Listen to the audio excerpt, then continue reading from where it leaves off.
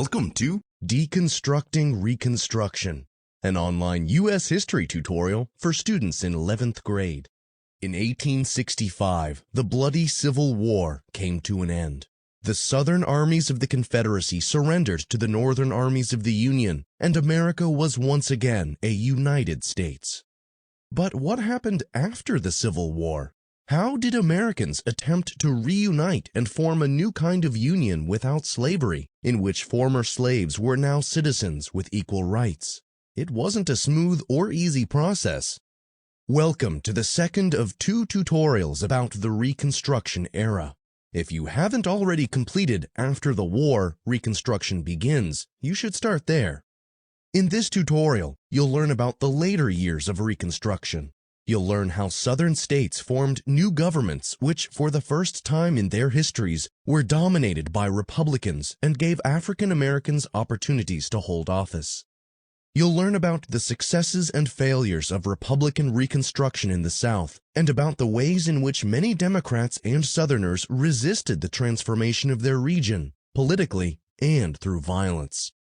Finally, you'll learn why Reconstruction declined in the 1870s under President Grant, and how the controversial 1876 election brought it to an end for good, with unfortunate consequences for black civil rights in the South. The era of Reconstruction immediately followed the Civil War, the conflict which from 1861 to 1865 split America into two nations, the United States, seen here in blue, and the Confederate States, seen here in red. The Confederacy was formed by 11 Southern states that seceded from or left the Union. The reasons behind Southern secession are complicated, but most were motivated by a desire to protect slavery, which had come to dominate the economy and culture of the South. About 4 million African American slaves lived in the South before the Civil War. The war lasted for 4 years, far longer than anyone had anticipated. Southerners fought hard for their independence, but by 1865, the Confederacy was spent and defeated. And by the Civil War's end, the 13th Amendment to the Constitution had ended American slavery for all time. The post-war period of Reconstruction lasted from 1865 to 1877. The task of reuniting Americans, black and white, North and South, was a monumental one. It required the talents and wisdom of Abraham Lincoln, who had led the Union to victory. But only days after the war ended, President Lincoln was assassinated. This put Lincoln's vice president, Andrew Johnson, in the White House. Johnson was a Democrat from the South at a time when Congress was dominated by Republicans from the North.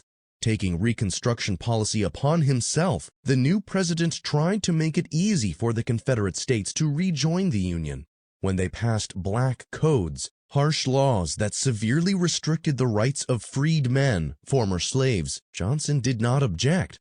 The president, a former slave owner himself, was no friend to black civil rights. Congress found this completely unacceptable. Led by radical Republicans fiercely committed to the political equality of freed men, Congress took Reconstruction into its own hands and overruled Johnson, creating its own, much stricter plan for Confederate states to rejoin the Union. Radicals believed that the South needed to be politically transformed in order to protect freedmen's civil rights. Southern states had to register African Americans to vote and ratify the 14th Amendment to the Constitution, which guaranteed black citizenship and equal protection of the laws for all races. President Johnson and Congress soon found themselves locked in a bitter war over Reconstruction. Johnson vetoed Congress's radical agenda, and frequently Congress overrode the president's vetoes. The battle reached its climax with the attempted impeachment of Andrew Johnson. Although the House of Representatives did impeach the president, in his Senate trial, Johnson was found not guilty by 1 vote. Johnson survived to finish his single term, but Reconstruction was now firmly in the hands of Congress, especially the radical Republicans. For this reason, the years that follow are often called Congressional Reconstruction or Radical Reconstruction. For African Americans in the South, the period following the end of the Civil War was truly a roller coaster ride of changing fortunes. Most importantly, they had their freedom. For the first time, former slaves controlled their own families and their own futures. But through no fault of their own, freedmen lacked land, money, and education. Did the U.S. government, having freed 4 million slaves, now have an obligation to help them become successful citizens? On this, Americans disagreed sharply. President Andrew Johnson defended the states' rights of the South over the civil rights of freed men. Black codes had been the result. But when Congress took control, Reconstruction policy changed again in favor of black equality. African Americans now had powerful Republican allies in Congress, the Radicals, who were determined to transform the South into a working interracial democracy. To accomplish this, Congress placed the South under military rule. The Military Reconstruction Act of 1867 divided the former Confederacy into 5 districts, as seen here. Each district was placed under the control of an army general and the federal troops under his command. Under the military scrutiny, each state was required to elect delegates to a convention that would draw up its new state's constitution, and the voters would include black men who registered to vote under the watchful eye of soldiers. About 25% of delegates chosen to attend the new conventions were African Americans. They would play a direct part in creating their new state governments. As drastic as these changes were, some radicals were disappointed that they did not go even further. Congressional Reconstruction did not involve the confiscation and distribution of Southern land for freedmen. Instead, Congress believed that by guaranteeing African Americans legal equality and the right to vote, it had provided the tools they needed to achieve their own success. Under the oversight of Congress and the U.S. Army, the states of the former Confederacy formed new governments unlike anything the South had seen before. Reconstruction completely disrupted traditional Southern politics, where the Democratic Party had always been strongest. In fact, the Republican Party had basically no presence in the South before Reconstruction. Now, with freedmen as registered voters, the Republican Party began to rise, with a strong presence in every Southern state. When the state conventions drafted new constitutions, about 75% of those elected to participate were Republicans. The governments they produced were some of the most progressive in the nation, making more political offices elective instead of appointed and eliminating requirements that people own property to vote. The new governments defended civil rights and attacked segregation. Every state created a system of public education, something the South had largely lacked before Reconstruction, even for white children. Republicans started to build railroads and charter banks in an effort to make the South more urban and industrial, in other words, more like the North. Who were the Southern Republicans? The Republican coalition in the South was made up of 3 groups. The largest was African Americans, who would remain loyal to the party of Lincoln for generations to come. Other Republicans were Northern whites who moved to the South after the war, or in some cases stayed there after military service. Most were young, and they looked to the New South as a place of opportunity. Some were simply looking to make money for themselves, while others were more idealistic and saw a chance to get in on the ground floor of a region experiencing positive change. To most native Southerners, these new arrivals were lumped together and labeled carpetbaggers, an insult that implied that they were so poor they could fit everything they owned into a carpet bag, a single suitcase. In their view, carpetbaggers only moved to the South to take advantage of a region in distress. A third part of the Republican coalition was actually Southern whites. About 1 in 4 jumped to the Republican Party as voters or office seekers in the new governments. Most were smaller farmers with no love for the wealthy plantation owners who had once dominated their state's democratic politics. Others were Southern Unionists who had always opposed secession. The majority of white Southerners called these new Republicans scalawags, low-down scoundrels or traitors. This unusual coalition, freedmen, Yankees, and Southern whites, made up the Republican Party in the South, which, at least for the first several years of congressional Reconstruction, enjoyed political success. Look at this map of the 1868 presidential election, the first held after the Civil War. 6 former Confederate states, seen here in red, voted for the Republican candidate, who was none other than Ulysses S. Grant, the general who had defeated the Confederacy in the Civil War.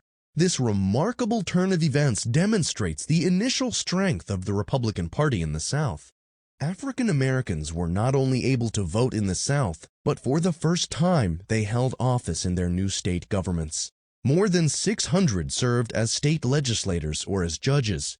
Most of them were freedmen. And remarkably, for the first time in any state, North or South, black men represented their states in the United States Congress in Washington, D.C.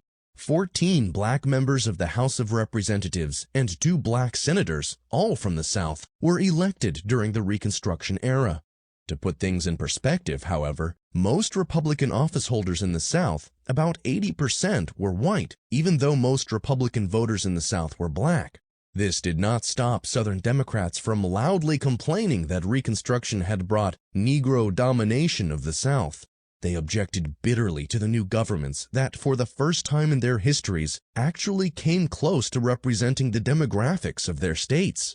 3 states, for example, had majority black populations as of the 1870 census: Louisiana, Mississippi, and South Carolina. 2 others, Florida and Georgia, came very close. But only in South Carolina, a state with an African American majority of 59%, did black representatives briefly hold the majority in one house of the state legislature. Despite the elections of 16 African Americans, 93% of the congressmen who represented the southern states during Reconstruction were white. This was hardly Negro domination, as Democrats claimed, but this fact made little difference to the Southerners who were determined to resist the changes transforming their region. They looked at the Republican governments and saw only corruption, pointing to examples, some real and some exaggerated, of fraud, bribery, and money-making that accompanied the rebuilding of the South. Some corruption did exist in the Southern Republican governments, as it has in any government, anywhere in the world, before or since. But modern historians of Reconstruction have concluded that these governments were not unusually corrupt, especially when compared to the political machines the Democratic Party used to control voters in northern cities like New York. Reconstruction brought many new opportunities for Southern blacks, but most still found themselves near the bottom of society economically. Land ownership remained largely out of reach for African Americans. Many had hoped that their new state governments, or the federal government, would redistribute land to them. They believed they were entitled to own some of the land they had long worked as slaves. But Reconstruction did not go nearly that far. It emphasized wage labor, not land ownership, and as a result, many freedmen in need of a job ultimately found themselves returning to white planters' fields to work and to rent land. The system that resulted is known as sharecropping. Sharecropping was something of a compromise between former masters and former slaves. Planters, whose personal economies had suffered after the emancipation of their slaves, divided their cotton plantations into small farms. Most were fewer than 40 acres. They rented these farms to freedmen and their families, who lived on the land and farmed it. Instead of paying their landlords in cash, farmers paid them with a share of their crops, usually about 2/3 of what they grew. The remainder was theirs to sell in exchange for food or clothing. For black families, sharecropping provided a substantial degree of freedom and independence. They lived in their own homes and worked at their own pace. They enjoyed family life and divided their labors as they saw fit. It was certainly better than slavery. But sharecropping satisfied no one completely. Black farmers were ultimately dependent on white landlords who had the power to evict them and make them homeless. And the meager profits they made from their share of the crop made saving money almost impossible. Sharecropping left many farmers perpetually living in poverty and trapped in debt, unable to leave for better jobs or opportunities. As for planters, the system allowed them to resume some of the economic production the Civil War had disrupted, but most would have happily returned to the old system of slave labor. Without the threat of violence, they believed, black workers were naturally lazy and unproductive. Despite these problems, sharecropping grew quickly to dominate the Cotton South, becoming the basis of its agriculture in the coming decades. Soon, poorer white farmers turned to sharecropping and found themselves trapped in its system as well. In 1870, the last of the Confederate states, Texas, Mississippi, Georgia, and Virginia, officially rejoined the Union. After a decade of secession, the United States was whole again. That same year, the 15th Amendment, the last of 3 Reconstruction amendments, became part of the Constitution. It extended black voting to the entire nation, not just the South. At this point, most Northerners believed that the South was officially, suitably reconstructed. The South had a different idea. While we must be careful when discussing white Southerners as a whole, we can generalize about the reactions of most white people to the truly radical changes a few short years had brought to their region. To put it simply, Reconstruction horrified many, if not most, white Southerners. In the last decade, they had been on the losing side of a great war and had seen their chief economic and social institution, slavery, been made illegal. In order to rejoin a union they had just recently been desperate to leave, Southerners had been forced to submit to new laws and constitutional amendments, as well as the military occupation of their states, that most found humiliating and offensive. A great many Southerners were still nostalgic for slavery and would have brought it back if they could have. Instead, their former slaves now lived and worked alongside them as their legal equals, voting in elections and holding office in governments now run by Republicans, the party of Abraham Lincoln and U.S. Grant. For many Southerners, this was simply galling. More galling still was that the transformation of the South had been achieved by Northern force, by the Yankee soldiers that many Southerners still considered invaders in their own country. Powerless for the time being, some Southern whites responded by playing a long game. They had lost the Civil War, but if they remained patient and continued to resist Reconstruction in ways large and small, legal and illegal, then they might be able to win the peace. One of the most visible examples of violent Southern resistance was the Ku Klux Klan. The organization formed in Tennessee in 1866. Originally, it was intended to be a sort of fraternity for Confederate veterans, but the organization's Klansmen, who practiced secret oaths and rituals, soon took on the role of an insurgent group that terrorized freedmen and other Southern Republicans.